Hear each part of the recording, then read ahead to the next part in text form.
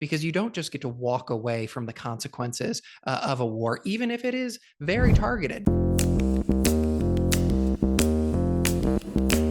Welcome to Real Clear Politics on Sirius XM for Wednesday, June 18th. I'm Andrew Walworth, and joining me are RCP President and co-founder Tom Bevan, Washington Bureau Chief Carl Cannon, and White House Correspondent Phil Wegmann. So, guys, Donald Trump was on the White House lawn this morning talking to reporters. Here's just a little bit of what he had to say. You don't know. I may do it. I may not do it. I mean, nobody knows what I'm going to do.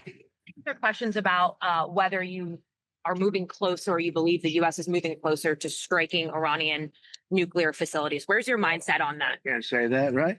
You don't seriously think I'm going to answer that question. Will you strike the Iranian nuclear component? And what time exactly, sir? Sir, would you strike it? Would you please inform us so we can be there and watch? I mean, you don't know that I'm going to even do it. You don't know. I may do it. I may not do it. I mean, nobody knows what I'm going to do. I can tell you this, that Iran's got a lot of trouble. So, Tom, he says Iran's got a lot of trouble. He may do it. He may not.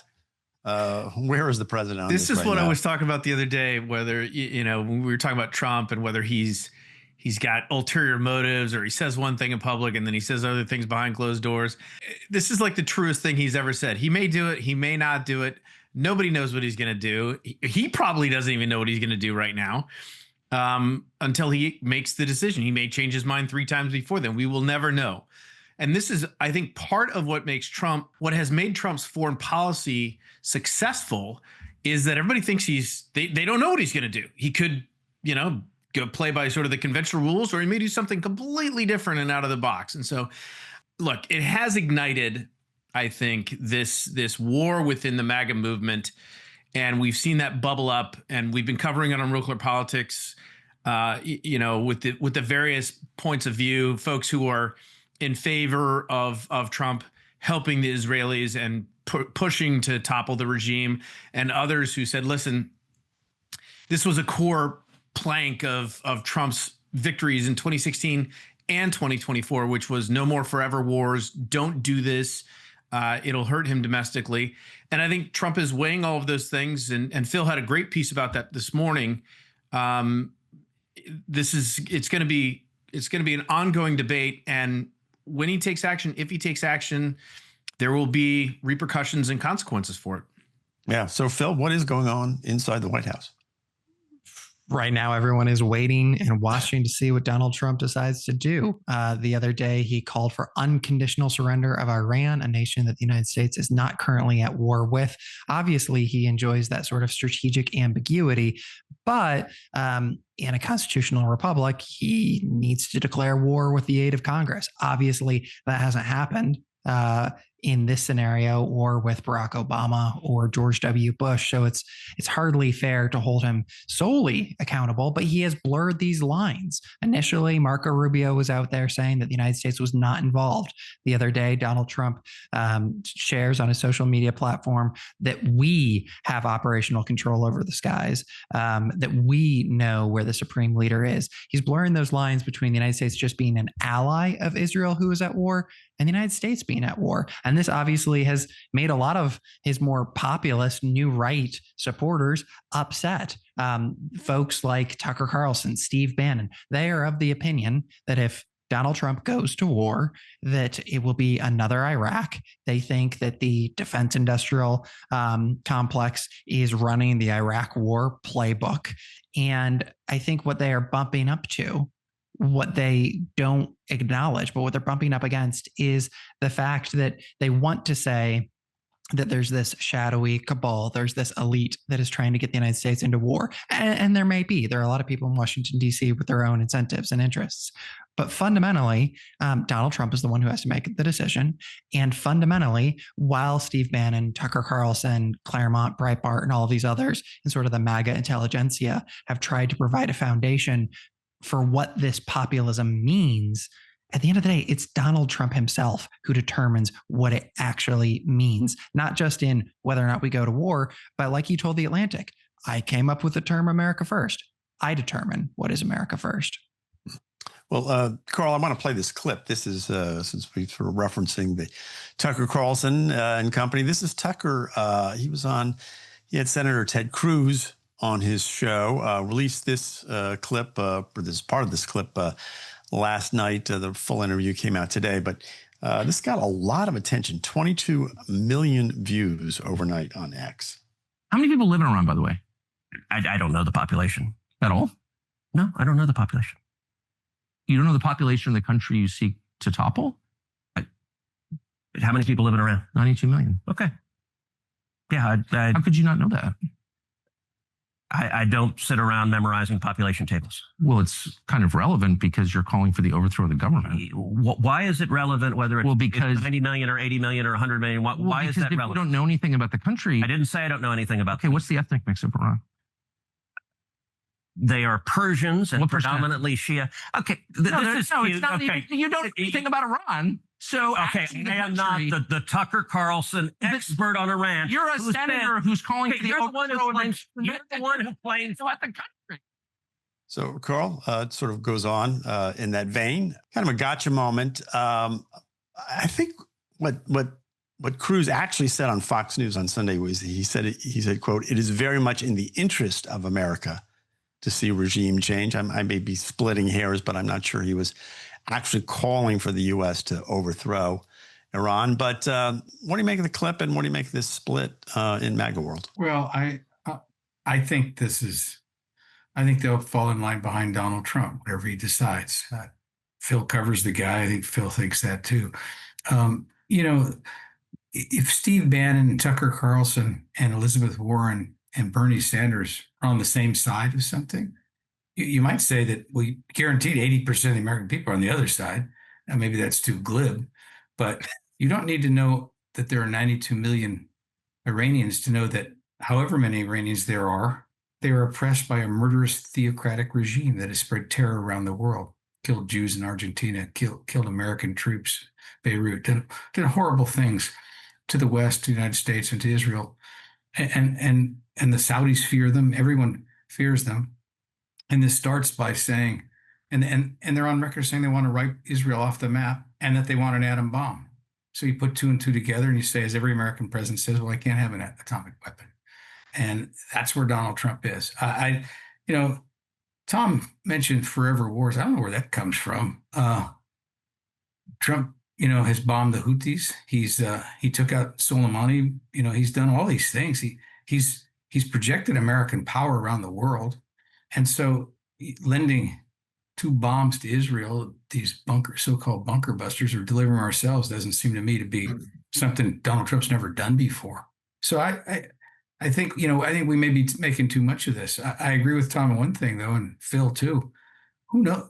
Trump doesn't seem to know what he's going to do. He was talking about bombing another nation the way, some guy at the nursing home would talk about, whether he has aces in the hole in a 50-cent poker game. I mean, no, you don't know what I'm doing. I don't know who knows what I'm going to do? Yeah, great. But, he's going to have to make a decision. He has to make it soon. And I hope if he announces it with a little more formality and determination than that bizarre impromptu press conference on the South Lawn today, where he was supposed to be showcasing two huge flagpoles that he's put up there for reasons only he knows. And he had these construction workers behind him as human props. And he just started, he said, this guy cannot see a camera without saying, if I was president, when Joe Biden was president, Vladimir Putin invaded Russia, would have never invaded Ukraine. That never would have happened if I'm president. I don't know. I just wish he'd dropped that from his repertoire. And then he apparently wants an interest rate cut from the Federal Reserve Board. All right, but we digress. Jerome Powell, a stupid person. Oh my God. No, but you're watching. Wait. I'm making a point here. If you're the Iranians and you're watching this, you're thinking, wait, the future of my country rests in the hands of this guy? Damn right, I don't know what he's going to do. He starts sentences. He doesn't know where they're going. Well, maybe that's the point, Tom. It's the weed. Look, the Tucker Carlson interview, back to that, he released this clip last night, and it got a ton. Now the full interview got released today, and I started watching some of it, and they're kind of much more congenial, at least in the beginning part of that interview. But I think Tucker kind of this was a little bit of a cheap shot, low blow, pop quiz type thing. Ted Cruz is no dummy. Okay. He sits on the Foreign Relations Committee in the Senate. He knows what's going on. You may disagree with him, policy wise, but to sort of, try and paint him as a complete and utter moron when it comes to Iran seemed a little bit beneath Tucker and just a bit of a low blow. But it does highlight the various differences within MAGA world when it comes to this this action that Trump is considering. And as I said, there will, if Trump goes through with this, I think there will be consequences. There will be plenty of folks who everyone talks about, oh, it's a cult and they just do whatever.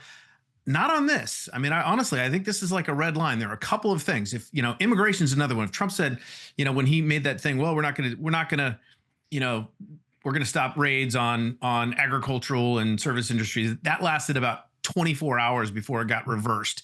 If Trump just said, oh, we're going to, abandon mass deportations, his base would leave him in droves immediately. And I think this is another example of a policy where if he does this, he will lose some support, and we'll see it. It'll manifest itself pretty clearly in the polls, I predict. Yeah. Well, but Phil, I mean, nothing succeeds like success. That's an old statement and or old axiom. And it does seem to me that if he pulls this off, destroys this particular nuclear site, he could declare victory and come home.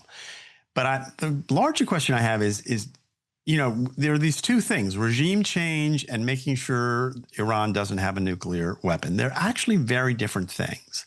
And they seem to get elided when people talk about this. And I'm wondering, can you do one without the other, or are they really connected in such a way that if we did this, the only success would have to include toppling the regime? I'm glad that you made that point, Andy, because so much does get conflated in that conversation with Tucker Carlson and Ted Cruz. Tucker comes after him and says, why are you in favor of the United States sending in the military for regime change? And Cruz says, what are you talking about? I'm fine with regime change if it happens as a result of the United States going after the Iranian nuclear program and the people themselves decide to rise up. Those policy disagreements are natural. They happen. But in this environment where we don't have clarity from Donald Trump about whether or not the United States is at war or what the war aims would be, that ambiguity creates opportunities for, the true Scotsman sort of thing to happen. Say, oh, no, I'm true MAGA. And true MAGA means that there's no foreign intervention whatsoever. And someone else is actually, that's not the case. Look at how Donald Trump has said over 24 times that Iran cannot get the bomb. And so we're in this weird moment where I think a lot of people in Trump's exile between 2020 and 2024, because the number one thing was condemning Democrats. And then the number two thing was identifying whatever you liked in the Trump mosaic to say, this is what Trumpism means.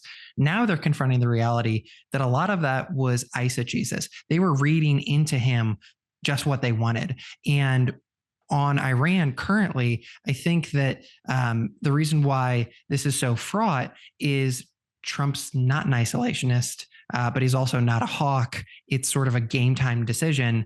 And now you have this very unusual coalition that's sort of pulling against itself because it's only being held together by Donald Trump.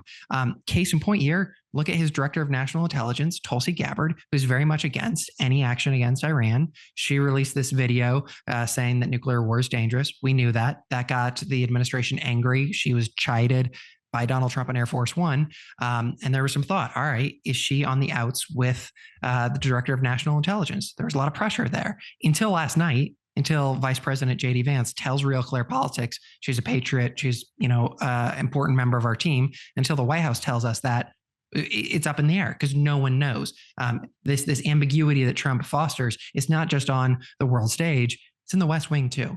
Well, Donald Trump said, I coined the phrase America first. Well, he didn't, of course. This goes back to the 30s, and Charles Lindbergh, the ghost of Charles Lindbergh, would object. It was a group, it was an organization, America first, and they did not want the United States in World War II. And they were isolationists, and they didn't shy away from that term. But isolationism died on December 7th, 1941 in this country. And it there's been a strain of it ever since, but it hasn't been a dominant feature of either political party since that day. And those guys, Hiram Johnson, came to the White House, ashen looking, looked like everything they believed in was wrong, because the message that the Japanese Navy sent us was that you can't avoid war. Sometimes it will come looking for you. And I was thinking of this morning because that phrase that Trump used, unconditional surrender, that phrase is used by Franklin Roosevelt as president on January 24th, 1943. He's just met with Churchill at Casablanca for the second summit they held during the war. And he came out and he announced to the world that the Allies would insist on unconditional surrender from Germany, Japan, and Italy, which dropped out of the Axis. But when asked about it later, Roosevelt said, it just came to me because it was, what Ulysses S. Grant said at Fort Donelson famously. It entered the lexicon of American English that day when a Confederate general said, what are the terms? Now, I don't know that Trump knows all this history, but when he says that phrase, unconditional surrender, in one sense, we're already at war with Iran. Maybe not a shooting war, maybe not boots on the ground, but they've been our adversary and our enemy for a long time. And when Trump said that, the big question is, was he talking about surrendering your nuclear aspirations? Or did he mean these mullahs who oppress their own people and spread terrorism in the world, it's time for them to exit the world stage? Maybe he just blurted it out like FDR did. But I think that's the key thing, what the president of the United States meant by that. Yeah. All right. Phil? I think that with this unconditional surrender question here, we need to remember that one of Donald Trump's superpowers on the domestic front is his ability to declare victory at any time and say, however things ended up in any controversy is exactly what he wanted. But you can't do that with the market. Obviously, the stock market pushed back against him. So did the bond market. That led to changes in his actions here. And he also can't do that when you're at war with another country because they get a vote too. And so I think that a lot of these sort of new right people are saying to Donald Trump, they're urging him to be cautious because you don't just get to walk away from the consequences of a war, even if it is very targeted, just, one or two, JDAMs, right, to get after this nuclear facility. They're saying, look, see how Afghanistan sunk Joe Biden. See how George W. Bush had an entire domestic policy that he could not get to because of the invasion of Iraq. Don't go in and don't be so flippant. What they're realizing, though, is, a lot of Donald Trump was created in reaction to Democrats, in reaction to what Barack Obama and Joe Biden did. And they're sort of, plumbing his core depths here. And, they're also waiting to see. And on foreign policy, George W. Bush. Yeah. All right. Well, guys, we're going to have to take a quick break. You're listening to Real Clear Politics on Sirius XM. I'm Andrew Walworth. I'm with Carl, Tom, and Phil. Don't go away. We'll be back with more right after these words. Welcome back to Real Clear Politics on Sirius XM. I'm Andrew Walworth. I'm here with Tom and Carl. And Carl, New York City Democratic mayoral candidate Brad Lander was arrested at an immigration court yesterday. He apparently linked arms with a man authorities were trying to detain. And Lander is just the latest Democrat to be handcuffed. What do you make of this? And is this sort of a trend we should continue or that we should watch? The New York Times headline says images of handcuffed Democrats start to pile up in Trump's crackdown. Yeah, well, that headline's a little backwards because these guys are trying to get themselves arrested because it's good. It plays well with the base politics. They're objecting to Donald Trump's deportation policies. I do not question that they really object to these policies, that their motives in that sense are genuine, but it's a tactic. It reminds me of there's some street gangs in Los Angeles. You have to get arrested and do a little time at the California Youth Authority before you really fully accepted into the gang. That's kind of what these Democrats are doing. In Brad Lander's case, it was doubly smart because he's had trouble getting traction. You've got this race between these two very flawed candidates up there, and here's this kind of responsible Democrat, and he can't seem to get any attention. Well, he got it yesterday. Yeah. It does seem to be tied to politics, at least in this case, Tom. It's a way to raise your profile. That happened in New Jersey earlier in that primary, right? Totally. And I saw a clip of Mamdani was on TV, and they were talking about Lander, right? Talking about his arrest. So, Right. I mean, it was great earned media for him. He had one of the front runners in the race actually spending his TV time talking about Lander. So, yeah, it was, look, this goes back to Padilla, and this is now part in the Ras Baraka, the mayor of Newark, and showing up outside ICE facilities. Maxine Waters tried that in Los Angeles, didn't get in. Apparently there were 4 elected officials, including Chuy Garcia, here in Chicago, who went to ICE facility on the south side of Chicago, didn't get let in. Like, they're showing up at these, and of course they're just exercising their congressional oversight, right? That's what they're saying, right? We just want to take a poke around and make sure everyone's, meanwhile, it's like they're trying to get attention. They're trying to, and in some cases get arrested. And I think the way, if you watch the video, Lander was clearly, the ICE agents came up and were like, you're impeding this arrest. You need to step away from this gentleman right now. And he refused to do so. And it's just kind of like, okay, well, what's that phrase we like to say in America these days? No one is above the law. And so he got put in handcuffs and hauled out. And that's probably the way it should be. But again, Democrats see this as a fundraising tool, as a organizing tactic, and certainly as a way to demonstrate to the faithful that they are fighting the good fight against Donald Trump. Can I ask you guys something though? So why was Senator Padilla, who did the same thing in Los Angeles, he got what he wanted. He got arrested. He got headlines. He got his badge, for, he did his time at CYA. Why was he crying? Why is he on the Senate floor weeping about it? Well, since you mentioned it, I've got that clip. Let me play the clip. This is Senator Padilla on the floor of the Senate day, coming close to tears. I don't know if he fully broke down, but here's part of it. In that moment, a lot of questions came to my mind. First of all, where are they taking me? Because I know I'm not just being escorted out of the building.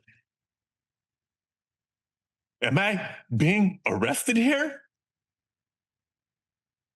And what will a city already on edge from being militarized think when they see their United States senator being handcuffed just for trying to ask a question? And what will my wife think? What will our boys think? So, Tom, it's all about the children. This is this just political theater, or what's going on here? Look, I think Democrats do think that Donald Trump has, I agree with Carl. I mean, I think there's a genuine sense among Democrats. Certainly part of it is political theater, right? You can't escape that. But I do think Democrats, they've talked themselves into this where they think Donald Trump is a dictator, an authoritarian. He's Hitler. He's, democracy is over. And this is all of a piece of that. And so they've worked themselves into a frenzy. And so I think their concerns are, I think, misplaced, but nevertheless real to them. And so that's where a lot of this emotion comes from. But I also kind of agree, like, look, if you're going to make a scene and you're going to try and generate publicity and you're going to get handcuffed, like, man up and don't go on the Senate floor and boo-hoo about it. I mean, come on, do the Cory Booker and get indignant and right. I got arrested. What is America going to think? I mean, it just seemed a little, Carl, we got not strike the right tone for me. Carl, we got about a minute left here, but it was a moment, but it did seem to me that he was feigning like a little, where are they taking a little melodramatic. Me? I mean, they took him outside, they let him go, and then he came back in and met with the Homeland Security for 20 minutes. She's 15 minutes with her. And he may think he identified him as a senator. He may have done that outside beforehand. He didn't do it inside the hall. The video is pretty clear on that. So these agents who arrested him didn't know who he was. He's milking it for all it's worth. But if the Democrats want to wonder why they're losing traction with male voters, especially Hispanic men, they could play that speech on the Senate floor, might get a clue. Well, I will say, and if you missed it yesterday, you should go back and listen. I had an interesting conversation with Susan Crabtree about this, who did the real reporting and went and found out about whether these agents in the Padilla case followed protocol. And her conclusion was that they did, and that it's worth going back and giving it a listen to it. Also, she's got a piece on that yesterday. Anyway, you're listening to Real Clear Politics on Sirius XM. I'm Andrew Walworth. I'm here with Tom and Carl. Don't go away. We'll be back with more right after these words. Welcome back to Real Clear Politics on Sirius XM. I'm Tom Bevan, co-founder and president of RCP. Joined now by EJ Dickson. She is a senior writer for The Cut at New York Magazine. EJ, thanks for joining me. Thanks for having me. Well, I was excited to talk to you. So you wrote this piece. You went down to Dallas and attended this convention, the Young Women's Leadership Summit, and you wrote about it for the magazine. We ran it on Real Clear Politics, but I wanted to talk to you about it in person and sort of bring this story to life a little bit. First of all, I know it's a Turning Point USA, Charlie Kirk thing, which I know Turning Point, and we see they have these things all the time, but I didn't even realize this thing existed, and it's in its 10th year. What possessed you to go down there and cover this thing and give us a sense of what it was like? Yeah, so I'm not a politics reporter. I consider myself more of a culture writer, but I've been really interested in Gen Z's general shift toward conservatism with the last election. I mean, and a lot of the media has focused on how men shifted toward Trump in the last election, but I think there are some polls that said that Gen Z women shifted like 7 points toward Trump versus 2020. So I've been very interested in that. And when I saw this event come up on my feed, I was like, this would be a really good opportunity to go down and talk to these women about what is moving them more conservative. And also with all the talk on the left about, oh, we need to find the Joe Rogan of the left. We need to find the whoever, Alex Clark of the left. I wanted to talk to them about why they thought influencers on the right were so much better at reaching them than influencers on the left are. Yeah. So again, I commend our listeners to check out your piece. I thought it was really well done. You start by talking about how much you were enjoying it. You hate how much you're enjoying it. You wanted some bedazzle. Sounds like there was a lot of bedazzling going on down there. Cowboy boots and cowboy hats. But the other thing that really struck me, it was at the top of the piece, was about how little this was about Donald Trump. The women you talked to, it was about much more than that. Some of the women, apparently these young women, didn't even really like Donald Trump that much, but yet they found themselves sort of drawn to, I don't know if you call it the MAGA movement, but certainly to your point, to conservatism more generally. Yeah, I was surprised by that too. You go to a Trump rally, you're expecting to see, portraits of him triumphantly pumping his fist at Butler and just like a sea of red MAGA hats. I didn't really see much of that. The merch was much more like softer, much more pastel, like more feminine oriented. Stickers like "Dump Your Socialist Boyfriend." A lot of people were wearing those like very cutesy Gen Z slogans. Yeah, Trump was not what attracted these women to the movement. It was largely social issues, but beyond that, I think it was more a reaction to sort of the brand of feminism that women of my generation, the millennial generation, had been sold, which was sort of like have it all, girl boss feminism. I think a lot of these young women spoke about how they sort of realized from seeing their mothers and their grandmothers try to do this, that was kind of a sham. And so they were very attracted to the softer, gentler, more traditional form of femininity that the right offers. And it also seemed like that they were not rejecting, but certainly it wasn't as what the feminism that the left was offering was this idea that women were sort of angry and bitter and seen as victims. And this was much more of a, hey, we're honoring women and the roles that they play. It seemed like a much more, I don't know, optimistic or happy. That seemed to be part of it as well. Yeah, it definitely was. That was definitely their perception. I mean, my feeling is that if you scratch the surface, it's a lot less welcoming and a lot more restrictive than it appears. But the right is definitely, like, female right-wing influencers are definitely better at sort of packaging their ideals for their audience, I think, than a lot of left-wing influencers are, because their perception is that left-wing media is based on outrage, and that right-wing media is based on inclusivity. and having sort of a wider umbrella. That's their perception, at least. And did that perception seem like reality when you were there? I mean, this was, I don't know how many people were there. It's something like 3,000. It was like their largest event ever. It seemed like a lot. Yeah, it was their largest YWLS ever. They have larger events, like their co-ed events, but this was their largest Young Women's Leadership Summit. Did it seem inclusive? I would say it seemed slightly more diverse than I expected, but the crowd was still overwhelmingly white and Christian and conservative. So just in terms of those demographics, I wouldn't say it was the most inclusive environment. And also just the things that people were saying on stage. I mean, the thing that really surprised me, which I wrote about in my piece, was just how explicit all of the speakers were about this need for young women, a lot of whom are in high school and college, some of whom are, professional working women, should drop out of the workforce or drop out of school and get married and have babies as soon as possible. And there was very much castigation of working mothers, of daycare, of sort of this desire to pursue your own ambitions versus staying at home and raising children.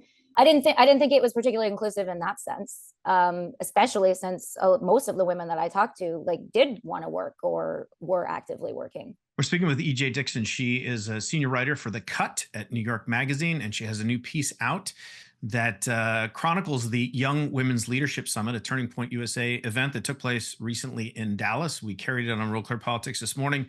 EJ, the other thing that kind of jumped out at me was this MAGA trend that was running through. There was a quote from, maybe it was Alex Clark or somebody else saying, talking about, the workplace environment and people are out working while their kids are home eating seed oils. And, it's like, but how big was the MAGA piece of that? That seems like, people talk about the MAGA movement, but there is this entire movement that's, I guess they overlap. There's concentric circles there, right? Yeah, if you're definitely thinking about the Venn diagram, but yet there's this whole universe of moms and young women who are very much focused on the health aspect of the movement.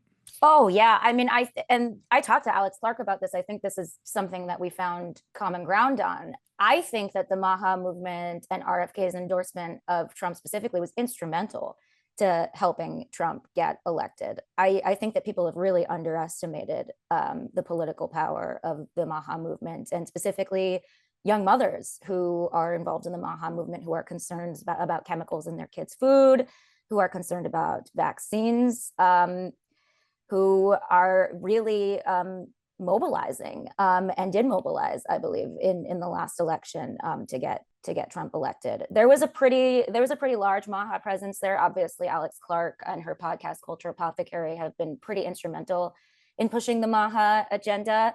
I would say the young women that I spoke to were less focused on MAGA and more focused on sort of general social issues. But it was definitely a major presence there. So the takeaway from this, I guess, from the Democratic perspective, right? As you mentioned, the focus has really been on young men and how do we get the new Joe Rogan and how do we win back some of these young men? But as you mentioned, there has been movement among young women. So what's the takeaway for Democrats in terms of messaging? Because women, obviously, and younger women, single women are a huge part of the Democratic coalition. Yeah, I think that that was my big takeaway. Just time and time again, all of the young women that I spoke with would say, the Democrats forgot about us. The Democrats aren't about feminism. The Democrats aren't about standing up for women. It just really driving home what a poor job Democrats did in reaching young women. And while I disagree with them almost entirely, personally, but I do think that they have a point in terms of the Democrats not offering a very sexy version of the future for Gen Z women and not being super strong and consistent in their messaging. Kamala went on Call Her Daddy, which was great, but she didn't go on Culture Apothecary or Brett Cooper's or any of these other podcasts that millions of Gen Z women are listening to. So I think that was a big takeaway for me, is that the Democrats need to be much more thoughtful in terms of their messaging to young women, because I do feel I do feel that they are not reaching them as effectively as they could be. All right, we will leave it there. EJ Dickson, senior writer for The Cut at New York Magazine. EJ, thanks for your time. Appreciate having you on the show. Thank you so much. All right, we are going to take a quick break, and we'll be right back with more Real Clear Politics on SiriusXM after this. Welcome back to Real Clear Politics on SiriusXM. I'm Andrew Walworth, and for our next segment, we've invited Charlie Stone, a contributor at RCP, to share his latest interview that he conducted for the RCP video series, The Unknowns. Charlie's guest is Senator Chris Van Hollen. He has served as senator from Maryland since 2016. Now here's Charlie Stone in conversation with Chris Van Hollen. Senator, thank you for joining us. Charlie, it's great to be with you. Things are accelerating quickly. We've had the No Kings protests, the military parade, horrendous and horrible political assassination in Minnesota, and to top it off, a pending war, all-out war with Israel and Iran. You know, most people go to work on Monday with priorities. How do you prioritize all of that? You're right. It's very difficult when we have that much stuff coming at us, very serious issues. And the answer is it's hard to prioritize in the sense that in my view, for example, you can't ignore the war between Israel and Iran and only focus on, immigration or the Trump efforts to deny people their due process rights, or to deal with the, current reconciliation bill. This is a moment where we have to be prepared to address all these issues. And I know there's a big debate as to whether or not we should try to filter out and ignore, 90% of this and just focus on 10%. I don't think that that's possible when we see so many threats to our democracy. Obviously, people are concerned with Israel's attack and Iran's counterattack against Israel. How do you see that playing out? I mean, obviously, Netanyahu has a vision, and he does not want Iran to have the capability to enrich uranium and get to become a nuclear power. What's your position on that? How do we maintain that Iran not get nuclear weapons to the capability which could destabilize the region? Well, sure. And that is a priority for myself and others. I mean, this has been a bipartisan objective of U.S. foreign policy. Iran cannot get a nuclear weapon. The issue is what's the best way to accomplish that. And I supported, President Obama's JCPOA. This was the negotiated agreement years ago that Trump ripped up in his first administration.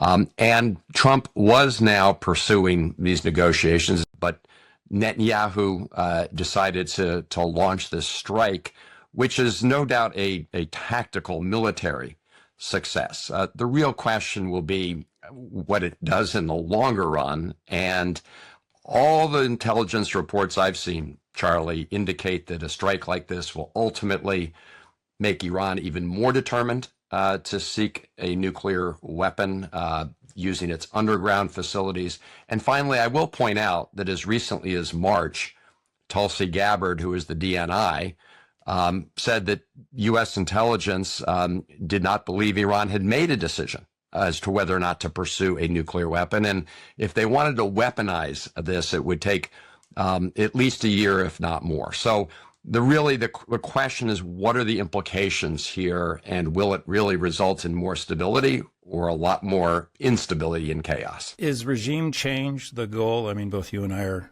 old enough to remember 1979, and prior to that, there was a closer relationship between Israel and Iran. And regime change by force is a very difficult thing to accomplish. I mean, I think all of us would like to see a different regime in Iran. I certainly would. So the question isn't whether you like this regime or not. It's a reprehensible regime. The issue is whether or not an attack like this actually increases the chances of regime change or actually does the opposite. I think a lot of experts on Iran would argue that this will not accomplish the goal of regime change if that's part of it.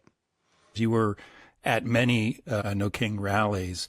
Where does that come from? What are you passionate about? Why are you showing up? Well, I love our country, and I will assume that people on all sides of the political spectrum do love our country. I believe in some of the fundamental first principles of America, which is freedom, due process. I mean, these are such foundational values that they're embedded in our Constitution or the amendments to the Constitution. And I do very much believe they're under threat. When you have the President of the United States literally saying he doesn't know whether he has to comply with the Constitution, and when you have Steve Miller, who's his chief domestic policy person, talking about suspending habeas corpus, which of course is what protects us from our government taking away our liberty without due process.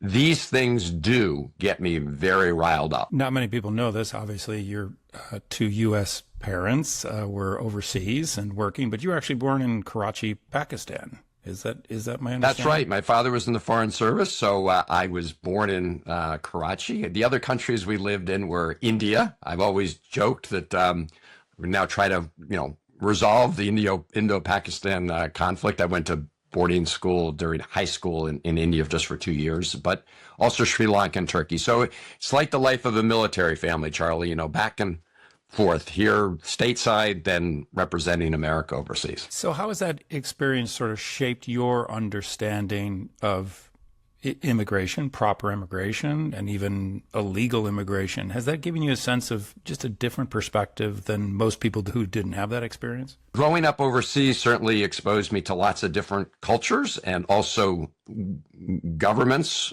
some good, some very bad, which made me appreciate our system even more and makes me want to protect it even more. Finally, I will say that, growing up overseas, you do hold up a mirror to how things are going here at home, because we do hold ourselves up as being this beacon of freedom and liberty. And I think if you look at America, it's been a work in progress. I think we all understand it's a journey to build a more perfect union, that we've come a very long way, but we got a long way to go. And in this moment, I worry about the threats to that vision, that idea, that American ideal. Many people in America got to know you more, obviously, during your work with Kilmar Abrego Garcia. Give me a sense of that trip to El Salvador. I had two goals in mind. One was to actually lay eyes on Kilmar Abrego Garcia. Nobody had seen him. We didn't know if he was alive. His wife has been unable to reach him. His lawyers couldn't contact him. Total blackout. And so I clearly achieved that goal, was able to come back and tell them he was alive.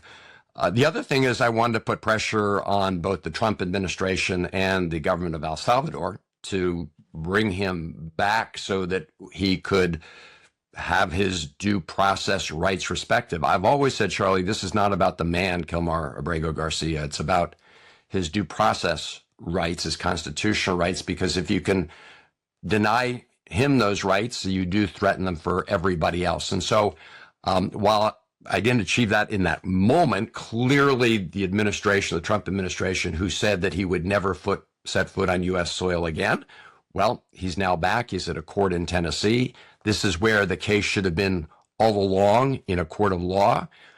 Obviously, it comes with conditions, because now he's facing charges in federal court. How dedicated are you to ensure that he gets proper counsel, that he is well represented? I mean, as a former prosecutor myself, if it's the United States of America versus somebody, that's a lot of pressure. So I'm just curious, how helpful will you be to him moving forward? Well, again, my goal has always been for him to get his due process rights respected, right? That's the way we're supposed to operate in the United States of America. That's how we have a process to convict people who are guilty, but also to give others their fair day in court. He has a legal team now. As you say, these are new charges, as you probably know, that the Trump administration has leveled. He hadn't been facing any criminal charges at the time that he was wrongfully deported. So these are new charges. As you say, they've decided to bring the resources of the federal government against him. Again, he does have a legal team now. Finally, they're able to talk to him, right? I mean, this is another reason we have due process. He had no communication with his lawyers until he came back to the United States. The only person he had talked to was me. All right. Well, thank you for sharing, and thank you for your time, and I do hope you come back. Thank you. It's great to be with you. You've been listening to RCP contributor Charlie Stone in conversation with Senator Chris Van Hollen. You can hear and see the full exchange as well as more of Charlie's interview series on RealClearPolitics.com. And that will do it for today's program. I'm Andrew Walworth. And on behalf of Carl, Tom, Charlie, and all of us here at RCP, thanks for listening. We'll be back here tomorrow. Have a great evening.